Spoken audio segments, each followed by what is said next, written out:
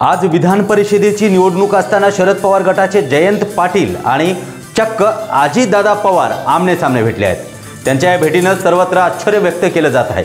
नुकतेच विधानसभेच्या अधिवेशनात अजित पवार आणि जयंत पाटील यांच्यामध्ये शीतवाद देखील आपणास पाहायला मिळालं होतं। त्याचबरोबर आजच्या या मतदानाच्या दिवशी संजय राऊत आणि अजित पवार यांची देखील भेट पाहायला मिळाली आहे।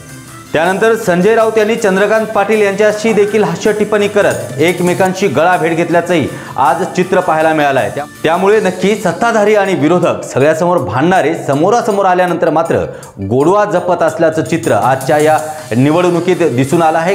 आज आपण पाहतोय की सकाळपासून गणपत गायकवाड यांच्या मतावरती आक्षेप घेत काँग्रेसनं निवडणूक आयोगाला पत्र लिहिलं होतं आणि सत्ताधारी आणि विरोधकांमध्ये आज सकाळपासूनच एकमेकांवरती कुरघुडी सुरू होती। आणि विशेष म्हणजे अनिल देशमुख हे जेलमध्ये असताना त्यांना मतदान करता आलं नाही, मग आज गणपत गायकवाड यांना मतदान का करायला द्यायला पाहिजे हा प्रश्न आज विरोधक सत्ताधाऱ्यांना विचारत होते। पण शेवटी गणपत गायकवाड यांना मताचा अधिकार मिळाला आणि त्यांनी आज रांगेमध्ये उभं राहून मतदान देखील केलं आहे। आणि विशेष म्हणजे जेलमधून त्यांनी खास मतदानासाठी परवानगी देखील घेतल्याचं गणपत गायकवाड यांनी सांगितलं आहे। पण असं सगळं असताना आज सकाळपासूनच सत्ताधारी आणि विरोधक यांच्यामध्ये चकमक सुरू असताना प्रत्यक्षात समोरासमोर भेटल्यानंतर मात्र एकमेकांची गळाभेट घेतानाचं हे चित्र आपण पाहिलं असेल।